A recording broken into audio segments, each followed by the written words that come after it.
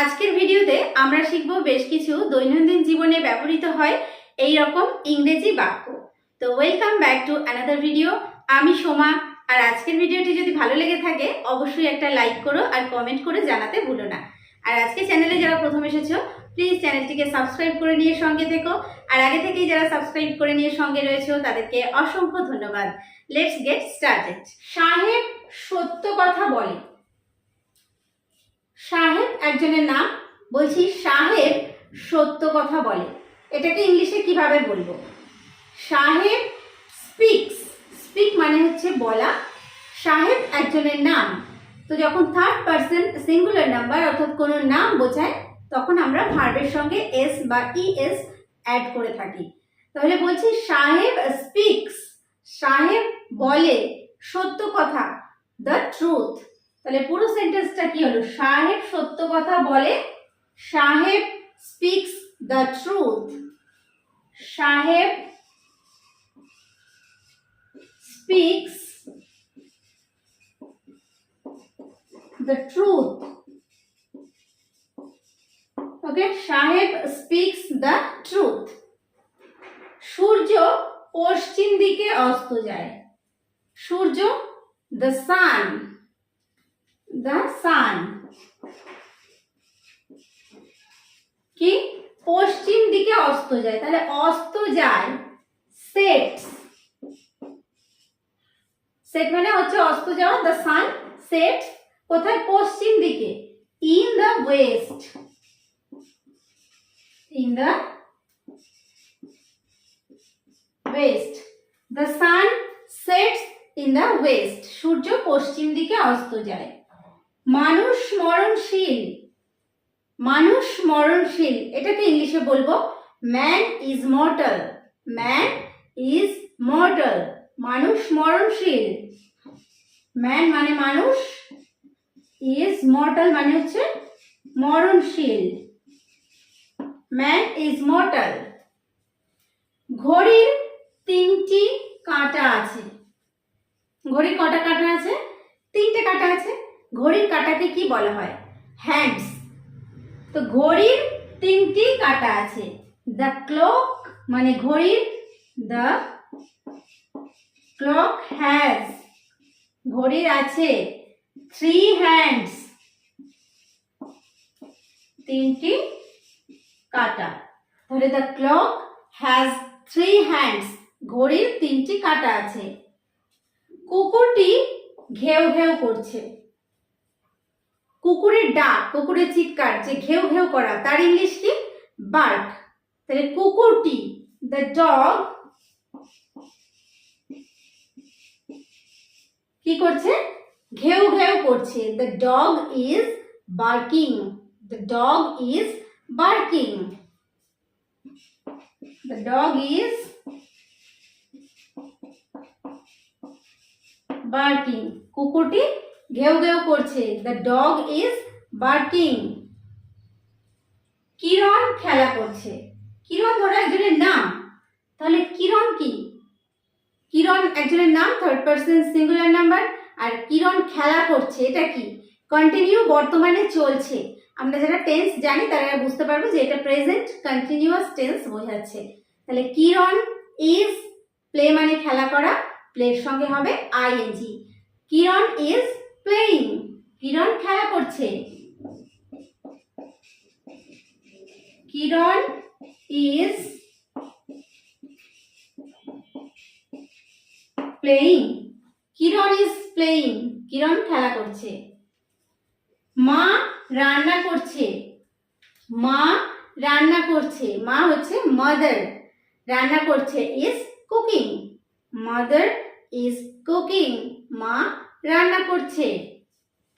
Mother is cooking, mother is cooking. তুমি মিথ্যা কথা বলেছো। কেউ হয়তো মিথ্যা কথা বলেছে, তো আমি বলছি তুমি মিথ্যা কথা বলেছো। ইউ হ্যাভ টোল্ড, তুমি বলেছো। আ লাই মানে মিথ্যে কথা। You have told a lie, you have you have told a lie. বাবা টাকা পাঠিয়েছে। আমি হয়তো কোথাও থাকি, সেখানে বাবা টাকা পাঠিয়েছে, তো বলছি বাবা টাকা পাঠিয়েছে। Father has sent money. Father has sent money. Father has sent money. Father has sent money. বাবা টাকা পাঠিয়েছে। নড়াচড়া করবে না। কেউ হয়তো এক জায়গায় দাঁড়িয়ে রয়েছে, বলছি এখান থেকে নড়াচড়া করবে না, তো নড়াচড়া করবে না এটাকে ইংলিশে বলবো ডোন্ট মুভ। ডোন্ট মুভ, নড়াচড়া করবে না। Don't move, don't move. নিজের চরকায় তেল দাও। কেউ হয়তো তার নিজের কাজ বাদ দিয়ে এসেছে কোথায় কি খোঁজ খবর নিতে, বা আমি কি করছি সেই সব নিয়ে জানতে, তো আমি বলছি তাকে নিজের চরকায় তেল দাও। এই কথাটাকে ইংলিশে আমরা কিভাবে বলতে পারি? Please mind your own business. Please mind your own business. নিজের চরকায় তেল দাও। Please mind your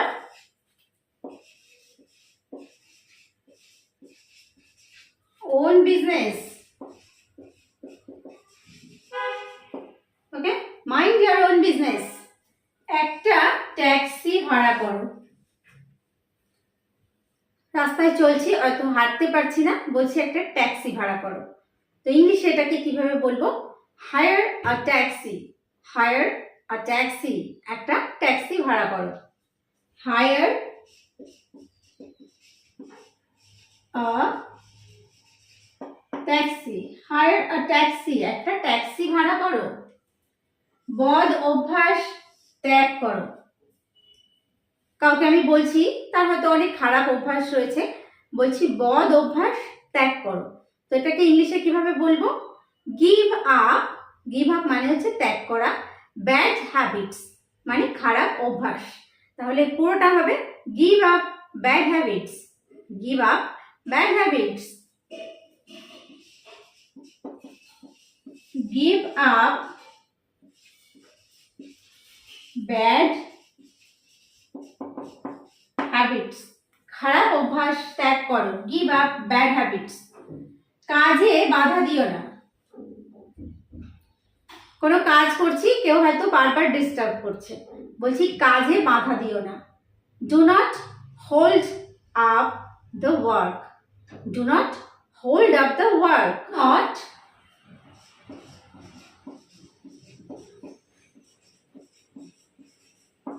hold up the work. কাজে বাধা দিও না। Do not hold up the work. পর্দা উঠিয়ে দাও। হয়তো আমার ঘরে পর্দা ফেলা রয়েছে জানালায়, বলছি পর্দাটা উঠিয়ে দাও। উঠিয়ে দেওয়া ইংলিশ হচ্ছে এখানে draw. Draw the curtain. Draw the curtain, পর্দা উঠিয়ে দাও। Draw the curtain. Draw the curtain, পর্দা উঠিয়ে দাও। ফিরে যাও। কাউকে আমি বলছি ফিরে যাও। Go back. Go back. Go back, ফিরে যাও। অতিথিদের আপ্যায়ন করো। বাড়িতে হয়তো অতিথি এসছে, গেস্ট এসছে, বলছি অতিথিদের আপ্যায়ন করো, তো এটাকে ইংলিশে বলবো entertain the guest. Entertain the guest. Entertain